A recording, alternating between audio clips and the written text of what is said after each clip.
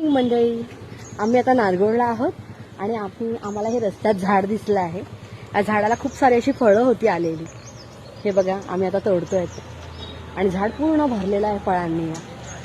ह्या फळांचं नाव काय तुम्ही कमेंटमध्ये सांगा, तुम्हाला माहिती असेल तर.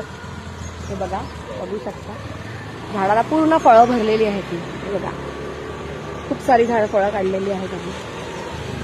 झाड हे फळांनी भरलेलं आहे आणि पिंकी बघा फळं काढते आहे. हे बघा, ही बघा फळं तोडते. कमेंट करून सांगा हे फळ कुठचं आहे.